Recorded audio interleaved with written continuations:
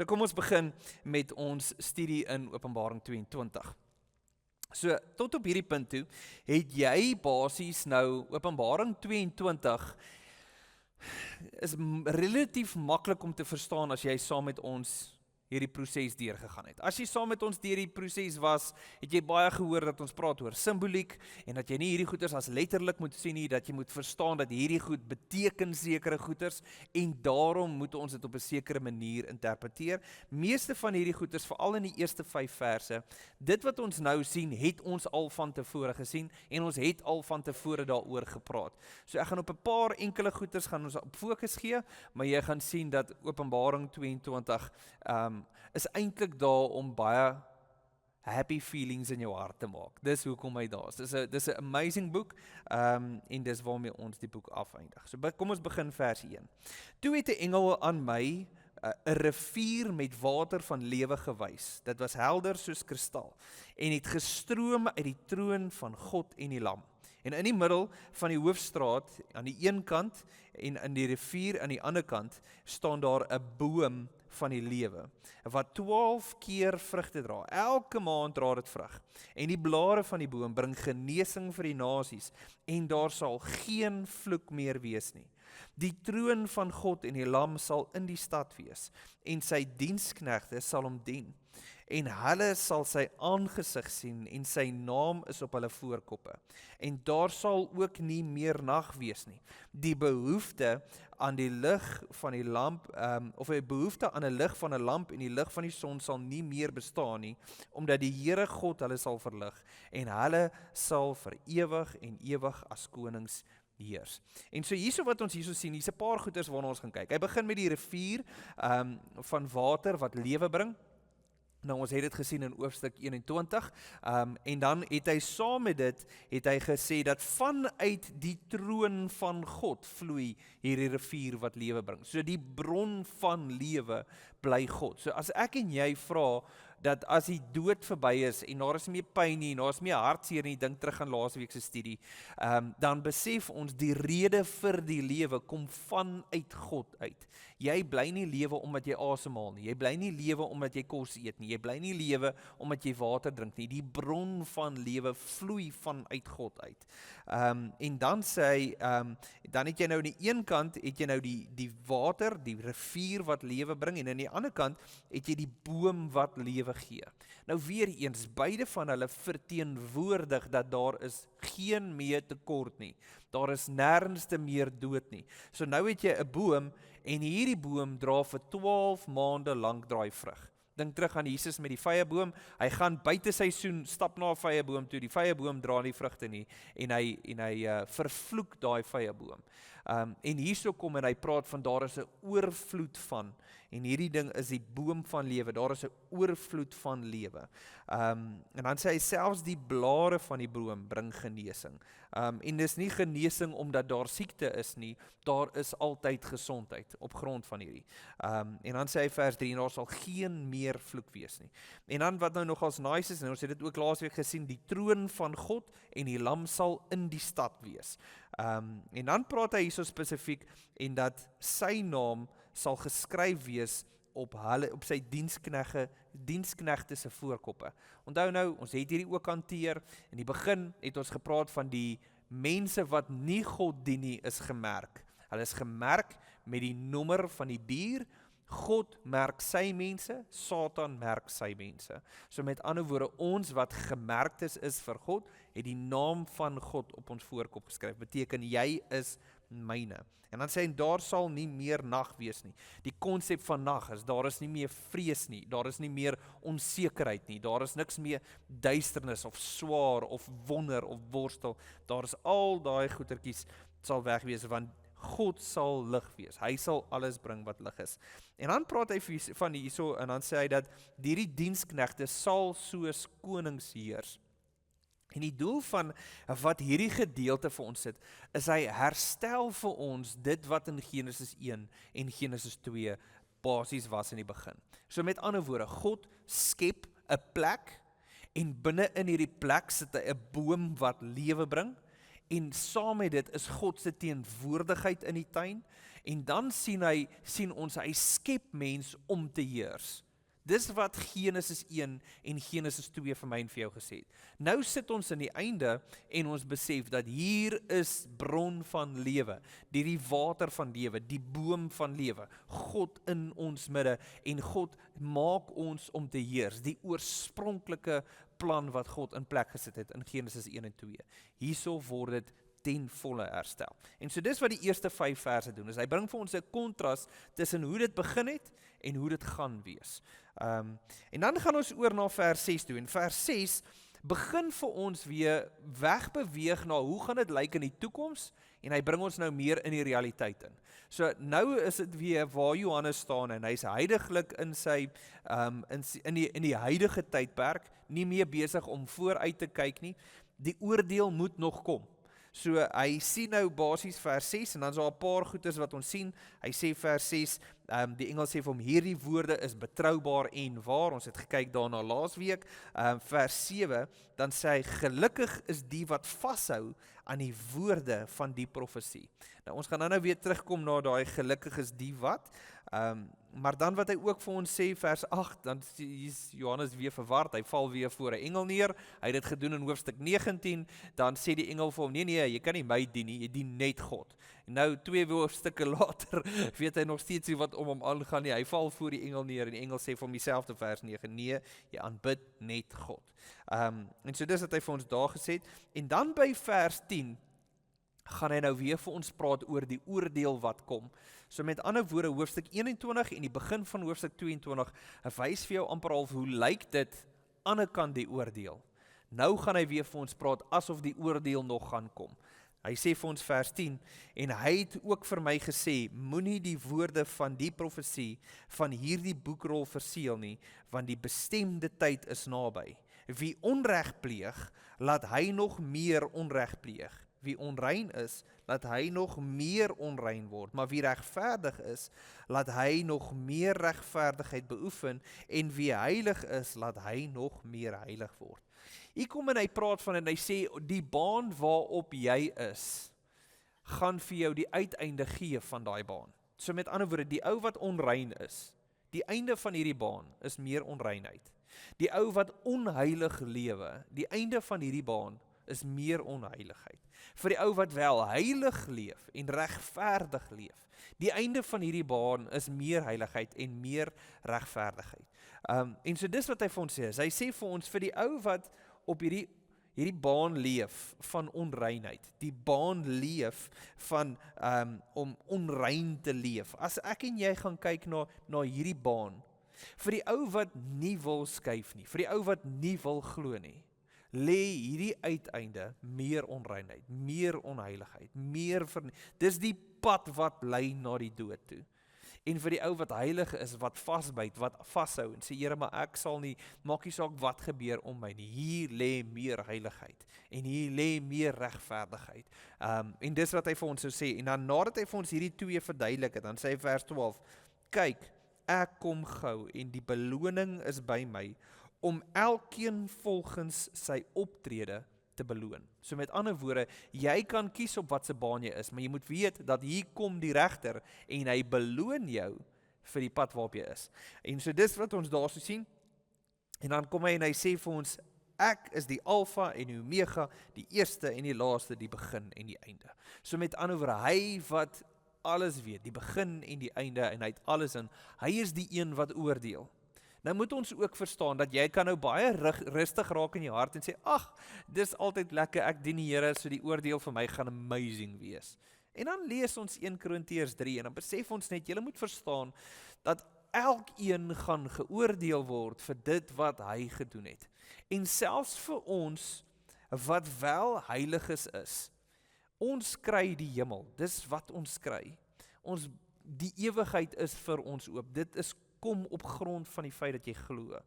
Maar ons moet verstaan, veral op 1 Korintiërs 3, dan praat hy van hoe bou ons vandag? Waarmee is jy besig om te bou? En as jy verstaan dat daar is 'n manier van leef op aarde, wat maak dat jy met leë hande in die hemel kom, is wat 1 Korintiërs 3 vir ons sê. Want die groot ding is dit, hy sê vir ons, vir die ou wat jou gawes deel maak van jou lewe. Die ou wat besig is om te werk vir die koninkryk vir God. Daai goeders gaan God vir jou 'n beloning gee. En dan het ons gaan kyk na Openbaring 4 en dan sê ons daai beloning, daai kroon op die ewigheid gaan vat jy en jy sit dit voor God neer. En nou soos iemand wat na iemand anders toe gaan en vir hom dankie te sê deur vir hom 'n geskenk te bring, om te sê, "Jesus, baie dankie dat jy my uitgehelp het, hier is vir jou ietsie klein, net om van my kant af dankie te sê." Of vir jou verjaarsdag, "Jesus, net omdat jy so spesiaal is, hier is vir jou 'n geskenk." En teen die tyd wanneer ek en jy getrou ons werk doen op aarde, waarvoor God jou geskep het. Jy is besig om disippels te maak, soos wat hy verwag jy moet disippels maak. Wanneer ek en jy in die ewigheid instap, dan vat jy dit wat jy gedoen het op aarde, en jy gee dit as 'n offer vir God. Maar vir die ou wat niks van hierdie gedoen het nie, jy kan 'n oulike, nice mens gewees het, jy kan 'n goeie Christen gewees het, wat niks beteken het vir die koninkryk nie, dan sê hy, jy gaan soos iemand wees wat uit die vuur uitgered het, en dan sê ek, jy staan voor God met leë hande. So dit bring vir my en vir jou op die punt, so alhoewel ek en jy weet, ons het die ewigheid, is daar iets wat moet plaasvind in ons harte, dat ek is op aarde gesit vir 'n spesifieke doel, en as ek hierdie doel snap waar dit gaan, as ek hierdie snap, en begin leef waarvoor God my wil hê ek moet leef, dis die dag wanneer jy die beloning kry en daai beloning word aangegee en voor God neergesit. En so, kom ons wees versigtig om nie net te dink dat jy kan net leef deur hierdie lewe op jou eie en niemand is okay, almal is okay met hoe jy is, solank jy net die hemel raak nie, of haal nie. Dis nie hoekom ons hier is nie. Vir die goddelose, daai is 'n krisis. Daarin lê die tweede dood. En dis wat hy dan vir ons sê. So hy gaan vir elkeen gaan hy beloon volgens sy optrede. En dan sê hy vers 14, dan sê hy, gelukkig is diegene wat, jou Nuwe Lewende Vertaling sê, geseënd is die een wat, Afrikaans 53, salig is die een wat. En een ding wat ek nie vir jou gesê het in ons openbaringsstudie tot op hierdie punt toe nie, daar is konstant hierdie 7 wat deurkom, 7 seels, 7 trompette, 7 bakke, 7 gebeure wat afspeel. Daar is ook 7 saligsprekinge. Daar is 7 keer wat hy hierdie stelling maak, geseënd is die een wat.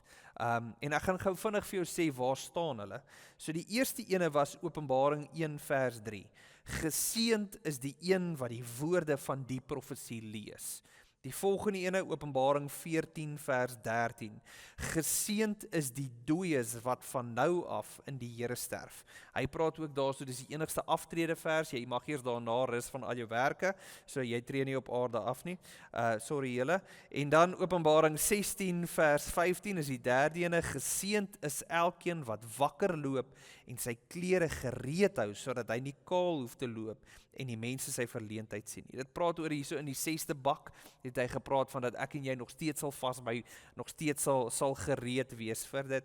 Dan het ons Openbaring 19 vers 9, hy sê geseënd is hulle wat na die bruilofsfees van die lam uitgenooi is. Dis goed om te weet jy is uitgenooi na die bruilofsfees. Openbaring 20 vers 6, geseënd en heilig is hy wat deel het aan die eerste openbaring. Oor hierdie mense het die tweede dood geen mag nie. En dan Openbaring 22 vers 7, geseënd is elkeen wat hierdie profetiese woorde in hierdie boekrol gehoorsaam. So die eerste keer het hy gesê, geseënd is die een wat dit hoor, of geseënd is die een wat dit lees. Nou in vers 7 sê hy, geseënd is elkeen wat hierdie woorde gehoorsaam. En dan sê hy vers 14, waar ons nou is, Openbaring 22:14, die 7de ene, geseënd is die wat hulle klere skoon was, sodat hulle aanspraak mag hê op die boom van die lewe en mag ingaan deur die poorte van die stad. So met ander woorde, geseënd is die een wat hulle klere was. Hoe was jy jou klere? Met die bloed van die lam. Dis wat ons sien, met die bloed van die lam, en dis wat hy vir ons gesê het tot op hierdie stadium in hierdie studie sover. Is die ene wat toelaat dat die bloed van die lam my skoon was, het aanspraak op hierdie boom van die lewe en mag ingaan deur die poorte van die stad. Want, vers 15, die honde bly buite, ook die towenaars en die hoereerders en die moordenaars en die afgoddienaars en ook elkeen wat die leuen liefhet en beoefen. So die goddeloses kan dit nie kry nie. Die goddeloses is nie besig om hulle self te reinig en skoon te was nie. En dan sê Jesus die volgende: Ek, Jesus, het my engel gestuur om teenoor julle oor hierdie dinge in die gemeentes te getuig. En ek is die wortel en die geslag van Dawid. En dan sê hy die helder môrester. En dan kom vers 17 en hy het amper al hierdie uitspraak wat gemaak is. Nou vers 17 is dit ons wat uitroep na Jesus toe. So lees vers 17. En die Gees en die bruid sê, kom. Hierdie is 'n hartsoriëntasie in ons harte, dat die Gees en die bruid roep uit na Jesus en sê, kom. Kom Here, kom. Ons is okay, ons is reg, Here, kom. En dan wie bykom dan hierso, en dan sê hy, en elkeen wat luister, sê, so elkeen wat hierdie woorde doen, ouens wat van hierdie pad afklim en ons join, ouens wat deel word, en vir hulle, daai ouens sê ook, kom. So met ander woorde, hierdie kom is vanaf ons op aarde, wat uitroep vanuit God uit, en sê, kom, Jesus kom. Ons is opgewonde in ons hart. En dan gebeur dit, dan switch daar iets, dan is dit nie meer ons wat uitroep, om God te sê, kom nie, maar dit is van sy kant af, wat ons opnooi na hom toe. En hy sê, laat elkeen wat dors het, ons, wat ons in ons wese 'n dors het, om by hom te wees, om deel te wees, sê hy vir ons, kom. Hy roep ons na hom toe. En dan sê hy, laat elkeen wat dit begeer, die water van die lewe kom kry, verniet. So daar is 'n roep na ons toe, om te kan deel wees van hierdie. En ek dink dis wat dit vir ons so ongelooflik mooi maak, van wat Openbaring vir ons na toe innooi, is die ewigheid saam met hom, hy in ons midde. En dan kom daar 'n waarskuwing, en hierdie waarskuwing gaan oor dat jy niks mag byvoeg, of uitlaat uit hierdie boek uit nie. Hy sê vers 18, ek getuig teenoor elkeen wat die woorde van die profesie en van hierdie boekrol hoor. As iemand iets hieraan toevoeg, sal God die pla waarvan hierdie boekrol geskryf is, aan hom toegevoeg word. En as iemand van die woorde van hierdie boekrol, van hierdie profesie wegneem, sal God sy aandeel aan die boom van die lewe en die heilige stad waarvan hierdie boekrol geskryf is, wegneem. So hierdie spreek eerstens 'n gevaar van interpretasie in. En ek dink dis wat dit vir ons so moeilik maak. En ek dink dis wat mens moet versigtig wees, dat wanneer ons maak en ons lees hierdie stellings en ons sê, hierdie is wat hierdie gedeelte beteken in Openbaring 14. Moet ons versigtig wees om niks by te voeg nie, en niks weg te laat nie. Want hier is 'n baie sterk waarskuwing. Is binne in hierdie profesie, kom God en hy gee vir ons hierdie riglyn oor wat hy is. En jy mag niks byvoeg nie, jy mag niks uitlaat nie, mag jy getrou wees om hierdie profesie oor te deel aan mense. En so wat is die storie van Openbaring tot op hierdie punt toe? Openbaring het vir ons tot op hierdie punt toe gepraat oor hierdie worsteling van gelowiges. Dit wat ons beleef in die kerk, hy begin vir ons die boodskap aan die 7 gemeentes. En dit is hierdie worsteling wat hierdie ouens deurgaan. En dan skakel hy oor en hy gee vir ons 'n prentjie van hoe hierdie worsteling in die gees lyk. Hierdie bonatuurlike worsteling tussen die boosheid wat wil vernietig, wat die mensdom, wat die gelowiges wil vernietig. En wat die heeltyd wil oorlog voer teenoor God. En so ons sien heeltyd hierdie konstante stryd. En so Johannes se boodskap bly vir die gelowige, om te kan sê, bly staande, hou aan vasbyt, moenie opgee in hierdie stryd nie. Dis konstant wat hy vir ons wil probeer kommunikeer. En dan sê hy, en dan aan die einde gaan daar 'n oordeel wees oor al hierdie boosheid. Daar gaan mense wees wat ongehoorsaam is, en hulle gaan die oordeel ervaar van God aan die einde. En dan vir die ander moet ons verstaan dat daar is 'n oordeel oor die geestelike boosheid wat saam met dit kom. Daar is 'n vernietiging wat daar gaan inkom. En so dis wat hy konstant sê. Hy praat nou van hierdie heeltyd hierdie worsteling tussen dit, en vir die ou wat vashou, is daar 'n ewigheid saam met hom. Daar is 'n ewige lewe saam met Jesus. En dis wat dit vir ons so opgewonde maak. En ek en jy kan niks bysit aan hierdie storie nie, en ons moet niks wegvat van hierdie storie nie. Dis die waarskuwing wat hy vir ons gee. En dan sê hy vir ons in vers 20, nou as jy 'n Bybel het met rooi letters, dan gaan jy 'n gedeelte sien hierso wat rooi letters het, en dan sê hy wat hierdie dinge getuig sê, en hier praat Jesus, ja, ek kom gou. Jesus maak die stelling, en hy sê, ek kom gou. En dan skakel hy oor na ons perspektief toe, en hy sê, amen, ons sê, amen, kom Here Jesus. Mag ons met alles wat in ons is, nie net sit en wag vir die dag wat ons doodgaan nie. Mag ons nie net sit en wag vir ellende om ons te oorval nie. Mag ons sê, kom Here Jesus. Hierdie is 'n parallelstelling wat eintlik saam met 1 Korintiërs 16:22 werk. So 1 Korintiërs 16:22 kom Paulus en hy gebruik hierdie selfde stelling, kom Jesus of kom Here. En hierdie word vertaal as Maranatha. Maranatha, kom Here Jesus.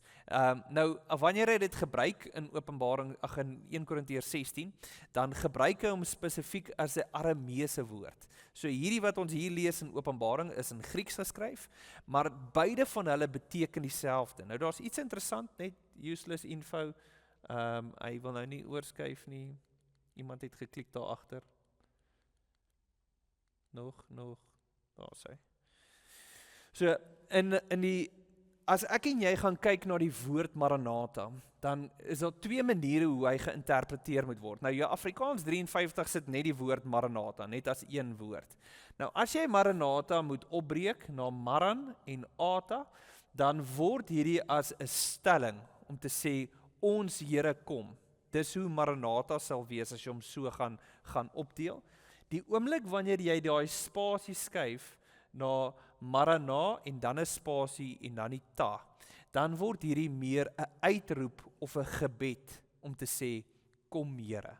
En so jou Afrikaans 2020 vertaal hom soos die tweede ene, Maranatha, wat beteken dat hierdie is 'n gebed, en dis dieselfde gebed wat Johannes het aan die einde van Openbaring.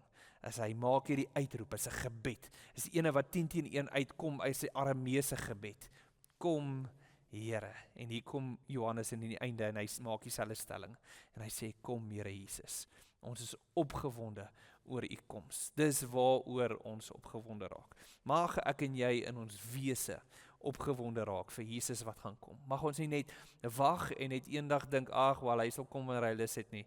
Mag ons in ons harte kan sê, Maranatha, kom Here, ons is opgewonde, want ons weet hoe lyk dit aan die kant die oordeelsdag vir my en vir jou. En dan eindig hy af vers 21, die genade van die Here Jesus bly by julle almal.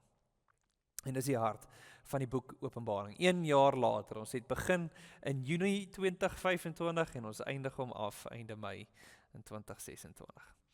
Kom ons bid en dan enige vrae gaan ek oorgee vir julle. Dankie Here vir die voorreg wat ons het om tyd saam te kon spandeer in hierdie boek.